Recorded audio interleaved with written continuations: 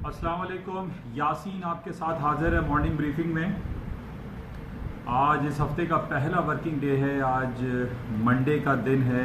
Early morning भी मैं आपके साथ हाजिर हुआ था मार्केट रिव्यू के हवाले से, और कुछ इंडिकेशंस जैसे कि मैंने कई हफ्तों में मैं सैटरडे और संडे आपसे ये बयान करता रहता हूँ कि ख़ास तौर पे जो संडे लेट नाइट में आपके साथ एक हाजिर होता हूँ, उसमें ज़्यादातर यही मैं आपसे जिक्र करता हूँ कि सैटरडे और संडे में जो भी इवेंट होते हैं पूरी दुनिया में, उसका इम्पैक्ट मंडे की मार्केट ओपनिंग पर होता है। और कहीं ना कहीं से हमें कुछ क्लू, कुछ इशारे मिल जाते हैं कि स्टॉक मार्केट में या गोल्ड सिल्वर में या करेंसी मार्केट में क्या कुछ हो सकता है मंडे की मार्केट ओपनिंग पे।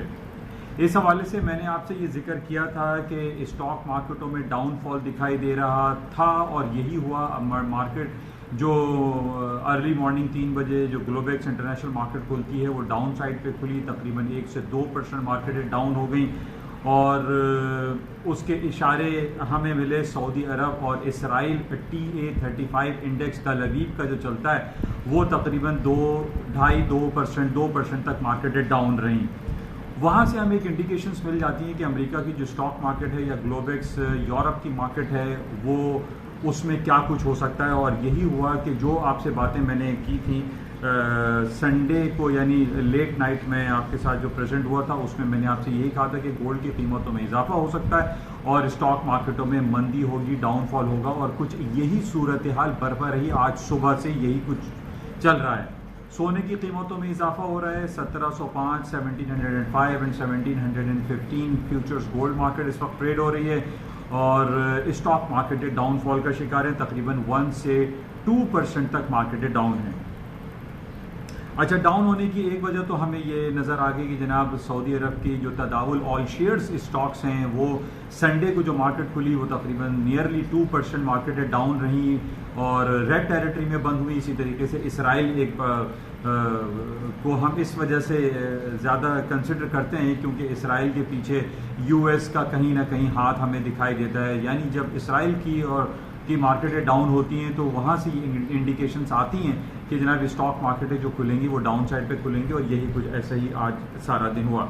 अच्छा, नेगेटिव खबर आने की या नेगेटिव मार्केट का होने की जो वजूहात थी वो 2-3 थी। जैसे कि मैंने आपसे ये कहा था कि अमेरिका के सदर डोनाल्ड ट्रंप ने चाइना के खिलाफ इल्ज़ाम भरपूर अंदाज में ब्लेम गेम चल रहा है। ब्लेम उन्होंने लगा दिया है कि वुहान सिटी से ये कोरोना वायरस का पेंडेमिक चाइना ने पूरी दुनिया में फैलाया है और इस पर हम सख्त एक्शन लेंगे। और इस पे बिलियंस ऑफ डॉलर के जो टैक्सेस की कंसेशन की बात पिछले चंद माह पहले हुई थी वो तमाम कंसेशन ख़त्म कर दिए जाएंगे, बल्कि नए बिलियंस ऑफ डॉलर के टैक्सेस अमेरिका चाइना के ऊपर लगाएगा। इन नेगेटिव खबरों की बुनियादों पे ये गुमान था कि आज स्टॉक मार्केटें डाउन होंगी, और इसी तरीके से फ्राइडे को भी मार्केटें डाउन साइड पे ही थी क्योंकि ये खबरें बहुत ज़्यादा मीडिया पर सर्कुलेट हो रही थी कि ट्रंप साहब की तरफ से दोबारा से ये बिलियंस ऑफ डॉलर के टैक्सेस इन हालात में, जबकि कोरोना वायरस की वजह से पूरी दुनिया लॉकडाउन का शिकार है, बिजनेस एक्टिविटी कहीं हो नहीं रही है, और ये टैक्सेस अगर लगाते हैं तो ये डायरेक्टली या इनडायरेक्टली, ये जिसको बिल वास्ता या बिल वास्ता आप कहिए, कि अमेरिका की इकॉनमी के लिए ही नुकसानदेह होगा। और कुछ यही हो रहा है, और काफ़ी वहाँ पे जो थिंक टैंक हैं वो इन बातों को समझा भी रहे हैं ट्रंप साहब को कि ये मौका नहीं है कि इसमें बिलियंस ऑफ डॉलर के टैक्सेस लगाए जाए। लेकिन जाहिर है जब ये बात ट्रंप साहब की तरफ से आई है तो इसका नेगेटिव इम्पैक्ट तो स्टॉक मार्केट पे पड़ेगा, और यही कुछ हो रहा है। अच्छा, जब भी हम ये देखते हैं ब्लेम गेम होता है या कोई नेगेटिव खबर मार्केट में ज़्यादा सर्कुलेट करती है तो उसका पॉजिटिव इफेक्ट जो आता है वो गोल्ड या येलो मेटल में आता है, और यही मैंने आपसे जिक्र भी किया था, और यही सूरत हाल इस वक्त हो रही है कि जनाब इस ब्लेम गेम के चक्कर में जो है वो गोल्ड की मार्केटें जो है वो हाई साइड पे जाएंगी।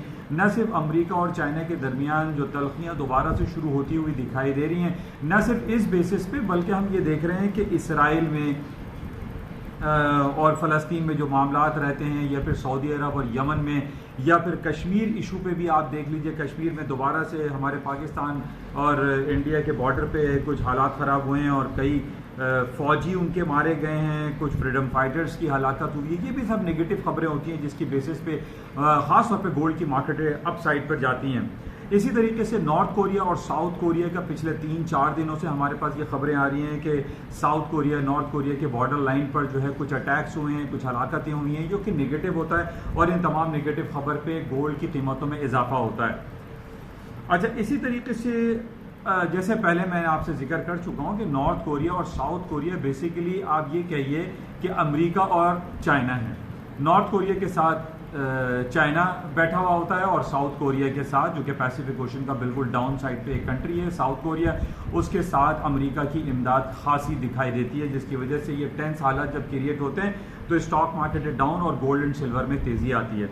अच्छा, गोल्ड में आज एक्सक्यूज मी, गोल्ड में आज ऊपर आने की वजह एक रिपोर्ट हमारे पास आ रही है कि इसराइल के 11 ऑनरेबल जजेस जो है वो बैठे हैं और एक कोर्ट में केस आया उनके पास कि जनाब नेतन्याहू को गवर्नमेंट बनाने की इजाजत ना दी जाए, क्योंकि उनके ऊपर बिलियंस ऑफ डॉलर के करप्शन के स्कैंडल्स चल रहे हैं। इससे पहले हमने ये देखा था कि नेतन्याहू और गैंट्स, जो कि ब्लू एंड वाइट पार्टी के सरबराह है और ये तकरीबन एक हंग पार्लियामेंट के तौर पर सामने आए थे, पिछले 3 इनके इलेक्शन हो चुके हैं 1 साल के अंदर और अभी तक हंग पार्लियामेंट ही वजूद में आ रही है। तो इस बेसिस पे इन दोनों के दरमियान एक एग्रीमेंट तय पाया था नेतन्याहू और गैंट्स के दरमियान, और गैंट्स ने ये इजाज़त दे दी थी कि जनाब नेतन्याहू साहब गवर्नमेंट बना लेंगे।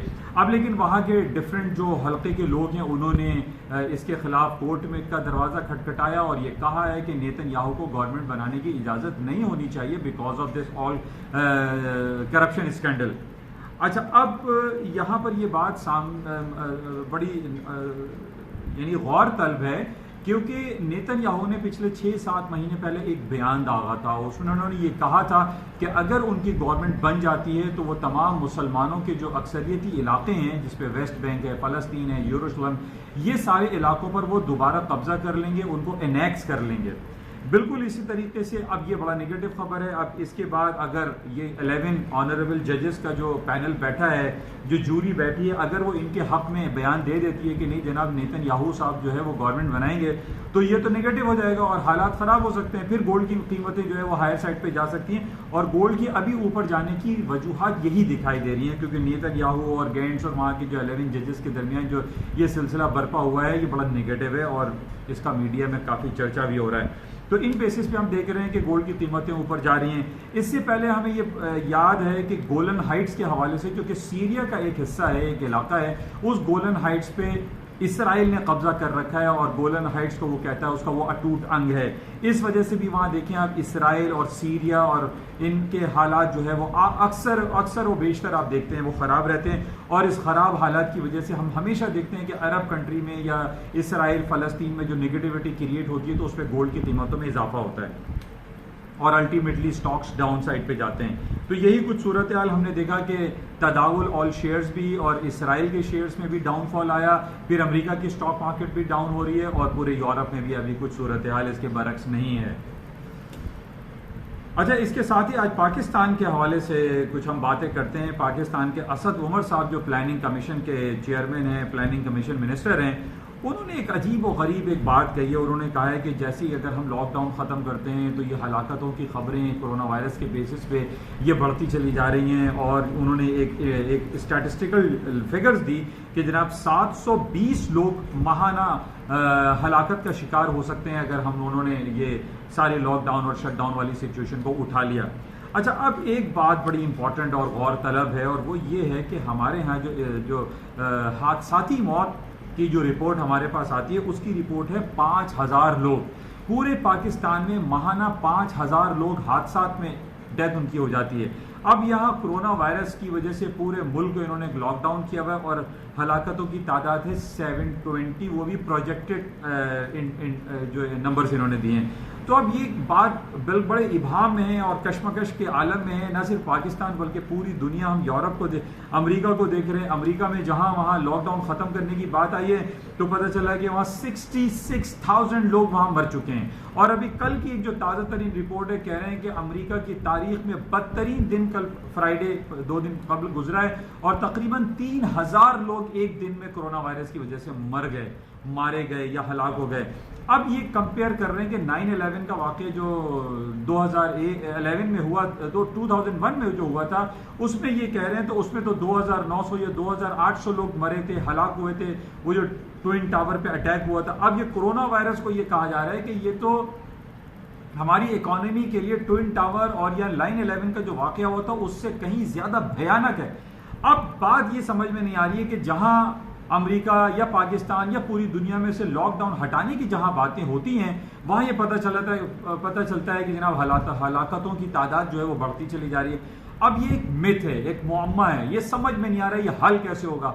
आज 3 महीने हो गए, पाकिस्तान के एक आम आदमी जो है वो लॉकडाउन की वजह से बहुत ज़्यादा बेरोजगारी में है, और जो रिपोर्टें आ रही हैं कि तकरीबन 1,80,00,000 लोग जो हैं वो बेरोजगार हो जाएंगे और 50% लोग जो है वो गुर्बत की लकीर से नीचे आ जाएंगे इस कोरोना वायरस पेंडेमिक की वजह से, अगर ये लॉन्गर पीरियड ऑफ टाइम में ये लॉकडाउन और शटडाउन बरकरार रहा।